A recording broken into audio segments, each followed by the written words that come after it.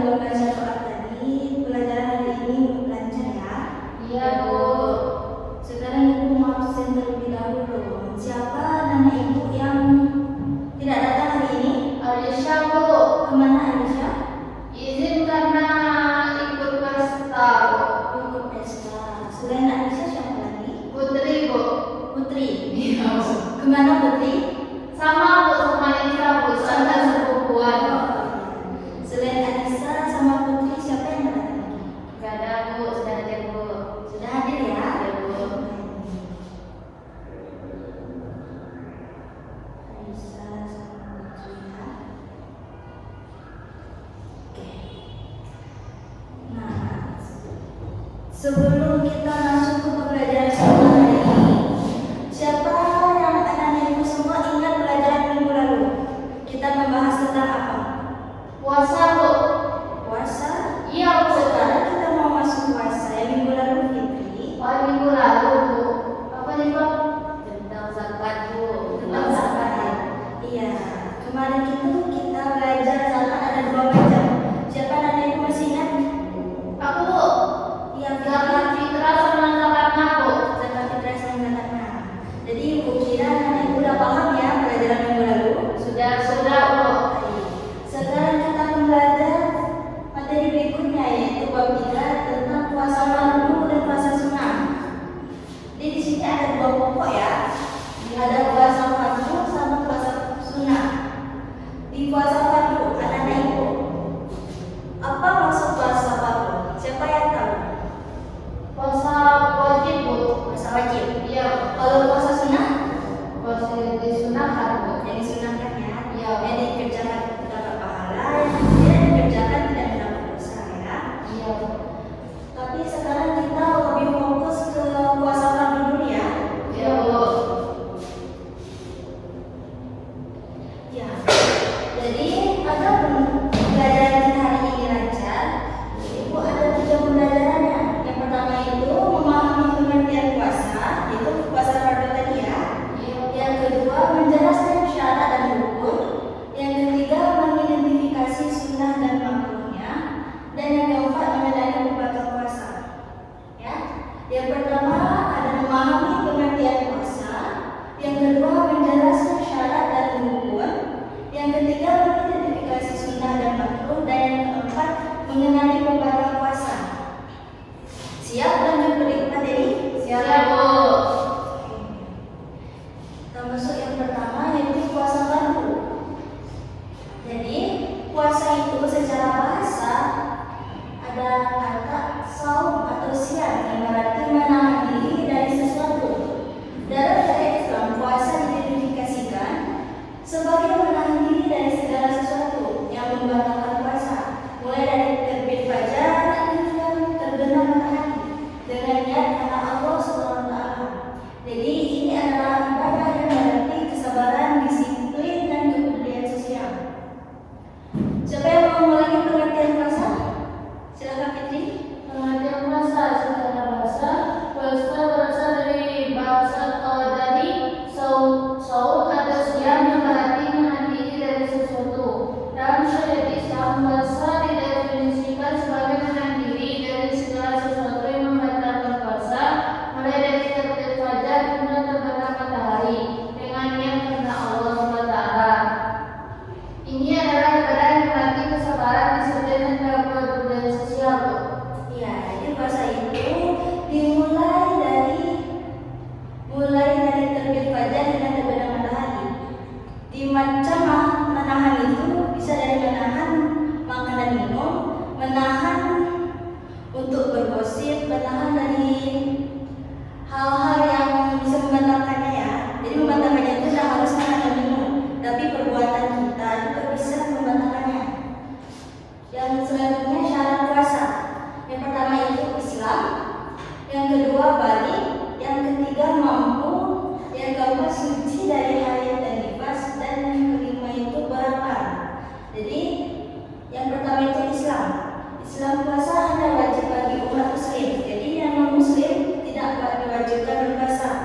Tapi kalau di non muslim itu ada di agamanya puasa, berarti dia sesuai juga dengan agama berpuasa. Tapi Kalau puasa kita, puasa fardu ini, non-muslim tidak diwajibkan. Yang kedua itu balik atau dewasa. Jadi seseorang wajib berpuasa setelah mencapai usia pubertasnya. Anak-anak di bawah umur tidak wajib, namun dianjurkan untuk berlatih dengan cara puasa setengah hari ya. Anak-anak ibu pernah puasa setengah hari kan? Atau SD. Nah itu cara menganjurkan dan itu cara berlatih untuk puasa yang fullnya ya, menjadi puasa ya. Yang ketiga itu mampu. Maksud mampu ini adalah seseorang harus memiliki kemampuan fisik untuk berpuasa. Jadi orang yang sakit parah atau berpergian jauh diperbolehkan untuk tidak berpuasa dan menggantinya di kemudian hari. Jadi kalau dia sakit atau dia lagi berpergian jauh, rasanya berpuasa tidak memungkinkan ya karena jauh atau gitulah. Jadi dikasih keringanan itu untuk menggantinya di kemudian hari, tapi di lain bulan Ramadan ya. Itu musafir tuh. Iya, berpergian itu maksudnya musafir. Dan sakit itu ya setara. Kalau sakit ringan jangan sampai nak puasa ya. Contoh sakit parahnya itu udah demam kali atau dia di rumah sakit itu boleh tidak berpuasa. Suci dari haid dan nifas, maksudnya itu wanita yang sedang haid atau nifas tidak diperbolehkan berpuasa dan wajib menggantinya setelah suci. Jadi karena haid dan nifas itu tidak suci, jadi dia tidak wajib untuk berpuasa, tapi digantinya dengan bulan yang lain. Ya, selanjutnya itu berakal. Orang yang berakal sehat diwajibkan berpuasa. Orang yang gila atau tidak waras tidak memiliki kewajiban ini. Jadi tentunya puasa ini dilakukan orang yang waras, orang yang berakal. Jadi orang gila tidak diwajibkan untuk berpuasa, tapi kalau dia berpuasa juga, dia juga tidak dapat pahala lagi ya. Berarti sia-sia kan Bu? Iya, karena orang gila itu hal yang dilakukannya tidak dihitung lagi. Mau dia puasa, mau tidak, mau dia sholat atau tidak, dia dihitung juga dengan tetap juga masuk karena dia tidak berakal ya. Nah dari 5 syarat puasa ini anak-anak ibu udah paham? Sudah Bu. Coba kalau udah paham ulangi lagi. Siapa yang mau ulangi? Ibu. Baca keterangan di bawahnya. Ya boleh. Oke. Ya, syarat puasa yang pertama Islam. Syarat yang wajib bagi umat muslim. Non-muslim tidak diwajibkan berpuasa. Yang kedua itu balik atau dewasa. Seorang wajib berpuasa setelah mencapai usia pubertas. Anak-anak di bawah umur tidak wajib, namun dianjurkan untuk berlatih. Yang ketiga itu mampu. Seseorang harus memiliki kemampuan fisik untuk berpuasa. Orang yang sakit parah atau bepergian jauh diperbolehkan untuk tidak berpuasa dan menggantikannya di kemudian hari. Yang keempat itu suci dari haid dan nifas. Wanita yang sedang haid atau nifas tidak diperbolehkan berpuasa dan wajib menggantinya setelah suci. Itu berakal. Itu orang yang berakal sehat diwajibkan berpuasa. Orang yang gila atau tidak waras tidak memiliki kewajiban ini. Jadi anak-anak ibu udah paham ya? Udah Bu. Fitri sama Zeta. Siap Bu. Sudah. Kita lanjut berikutnya. Bagian yang kedua itu ketentuan puasa. Jadi kita membahas rukun puasa. Nah, rukun puasa ini ada 2. Yang pertama itu niat dan menahan diri. Jadi niat itu harus dilakukan pada malam hari sebelum fajar menyingsing untuk puasa fardu. Niat ini merupakan kebulatan tekad dalam hati untuk berpuasa karena Allah SWT. Yang kedua itu menahan diri. Menahan diri dari segala hal yang membatalkan puasa seperti makan, minum, dan hubungan suami istri dari terbit fajar hingga terbenam matahari. Jadi penahanan ini bukan hanya fisik, tetapi juga menjaga lisan dan perbuatan dengan gosip dan gibah itu ya. Itu menjaga lisan dan perbuatan. Yang kedua itu sunah puasa. Ada 4. Yang pertama itu sahur. Jadi makan Sahur itu termasuk sunnah ya. Jadi sunnah dianjurkan untuk mendapatkan berkah, dilakukan menjelang waktu subuh. Yang kedua itu berbuka dengan kurma atau air. Jadi dianjurkan berbuka dengan kurma ganjil 3, 5 atau 7 atau air putih. Ini sesuai dengan anjuran Nabi Muhammad SAW. Yang kedua itu menyegerakan berbuka. Jadi segeralah berbuka puasa ketika waktu maghrib tiba. Ini adalah tanda ketaatan dan menyadari Rasulullah SAW. Dan selanjutnya itu menjaga lisan dan perbuatan, menghindari perkataan kotor, ghibah dan perbuatan dosa lainnya. Jadi puasa adalah momen untuk melatih diri untuk menjadi yang lebih baik. Jadi ada dua yang dibagi ketentuan puasa ini, ada rukun puasa dan sunnah puasa. Siapa yang akan membaca rukun puasa?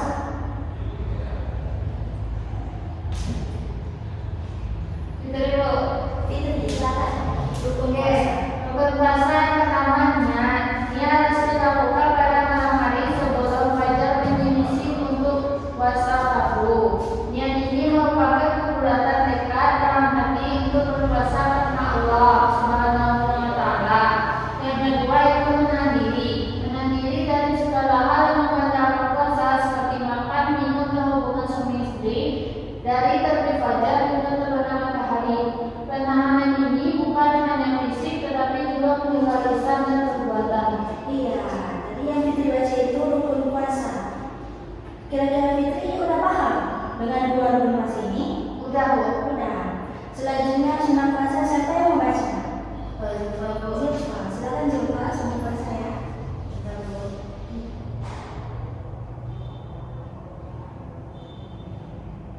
Yang pertama yaitu sahur. Makan sahur adalah sunnah yang dilanjutkan untuk mendapatkan berkah, dilakukan menjelang waktu subuh. Yang kedua, berbuka dengan kurma atau air, yaitu dengan kurma ganjil atau air putih. Yang ketiga, menyegerakan berbuka ketika waktu maghrib tiba. Dan yang terakhir, menjaga lisan dan perbuatan, yaitu menghindari perkataan kotor, ghibah dan perbuatan dosa lainnya. Iya, jadi yang Ziva baca itu sunnah puasa. Kira Ziva udah paham sunnah puasa itu? Sudah, Bu. Sudah. Lanjut ke berikutnya. Ya, Bu. Ya. Nah, selanjutnya itu hal yang dimakruhkan dan membatalkan puasa ya. Jadi hal yang dimakruhkan, yang pertama itu berkumur atau memasukkan air ke hidung secara berlebihan.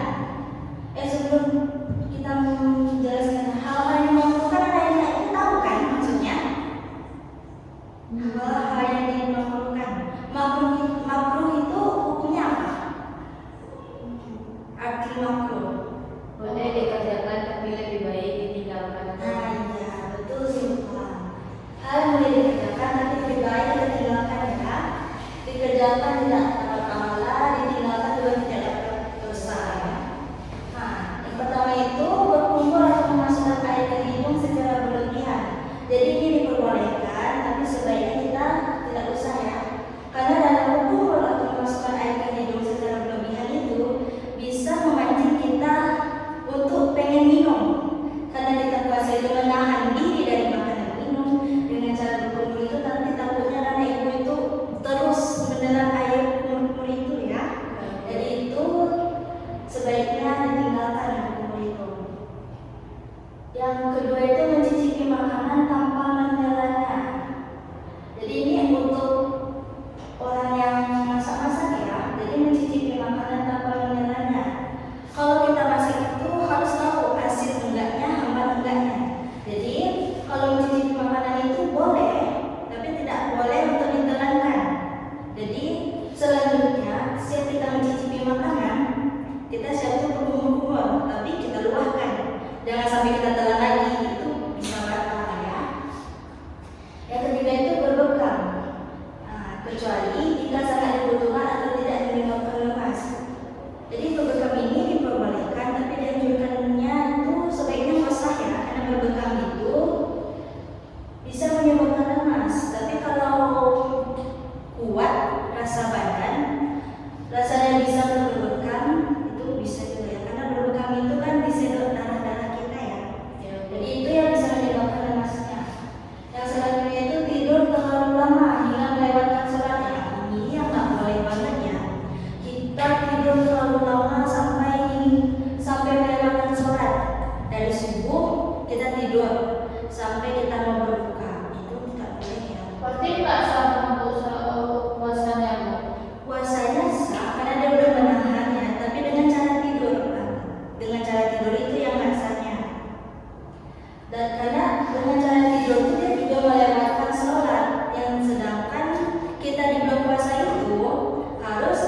mempelajari lagi hal-hal yang bikin kita mendapatkan pahala dengan cara tadarus sama sholat sunnah. Dan ini kita meninggalkan sholat, jadi itu sebaiknya jangan ya, jangan dilakukan. Selanjutnya itu berlebihan dalam menggunakan wangian atau mandi. Ini maksudnya untuk anak-anak yang keseringan lama-lama mandi. Jadi kalau kita mandi itu nggak boleh lama-lama, karena kalau lama-lama rasanya itu kayak badan kita tuh pengennya disiram-siram terus. Kayak contohnya kita kolam renang kan sama dengan mandi itu. Dengan kolam renang itu kan kita rasanya pengen terus berenang ujung-ujungnya kita terminum air, ya. Jadi itu yang nggak diperbolehkan. Nah, jadi hal-hal yang tadi itu tidak membatalkan puasa, tapi dapat mengurangi pahala dari sisi ibadah puasa, ya. Selanjutnya hal-hal yang membatalkan puasa. Di sini ada 6 hal yang membatalkan puasa, yaitu makan dan minum dengan sengaja, baik sedikit maupun banyak. Tapi kalau kita lupa, tidak sengaja ya, lupa kita kalau kita puasa atau makan kita atau terminum kita, udah siap kita makan sama minum nih, baru kita ingat, oh iya kita puasa. Nah itu boleh ya, kan kita lupa. Tapi kalau lagi mau makan, kita udah ingat duluan nih, kita lagi puasa, nah itu jangan kita teruskan makannya, karena itu bakalan jadi dosa. Selanjutnya yang kedua itu hubungan suami istri. Jadi melakukan hubungan intim di siang hari bagi suami istri itu membatalkan puasa, ya. Yang ketiga, muntah dengan sengaja. Jika tidak ada sengaja, puasa tetap sah. Tuh, yang ini masuk ke yang sakit tadi, ya. Jadi kalau kita tidak sengaja atau muntah, tidak sengaja bentuknya tuh, itu tetap puasanya sah. Tapi kalau dengan kita sengaja, kita colok-colok yang di kerongkongan kita ini kan muntah keluar nanti, nah itu membatalkan puasa karena kita sudah mensengajakan muntah, ya. Dan yang selanjutnya itu keluarnya air mani sengaja, ejakulasi karena sentuhan atau rasakan sengaja. Yang kelima, haid dan nifas. Wanita yang mengalami haid atau nifas meski di akhir waktu puasa. Jadi ini maksudnya kita yang jadi perempuan ini lagi berpuasa, tapi di akhir-akhir kita mau berbuka atau waktu menjelang berbuka, kita batal nih karena kita kedatangan haid dalam bulan. Dan itu juga tetap batal, ya, walaupun ini udah detik-detik mau berbuka nih, tapi dia datang, itu tetap membatalkan puasa walaupun sebelumnya kita berpuasa, ya. Selanjutnya itu murtad atau keluar dari agama Islam, dan ini juga membatalkan puasa. Tidak hanya membatalkan puasa, juga sudah keluar dari agama Islam, ya. Dari dua hal ini yang dimakruhkan sama yang membatalkan puasa, Anda ibu bisa paham? Paham? Baik, selanjutnya kesimpulannya. Jadi puasa ini baik fardu yang kita bahas ini adalah ibadah yang penuh hikmah dan berkah dengan memahami syarat, rukun, serta hal-hal yang sunnah dan serta hal-hal yang dibatalkan dan dimakruhkan tadi, kita dapat menjalankan ibadah puasa dengan benar dan sempurna. Semoga Allah SWT menerima semua amal ibadah kita, ya.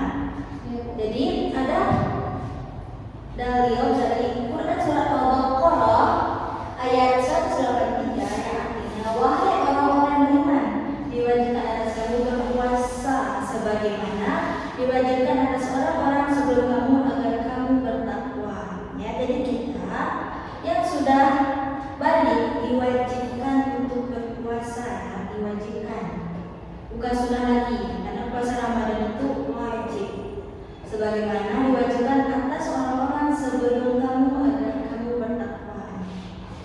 Nah, jadi pelajaran kita hari ini sampai di sini, ya, sampai di puasa fardu. Di minggu depan kita akan membahas tentang puasa sunnah, ya. Jadi Ibu minta anak ibu bisa mencari materi dari puasa sunnah agar ibu tanyakan di minggu depan, anak-anak ibu bisa menjelaskan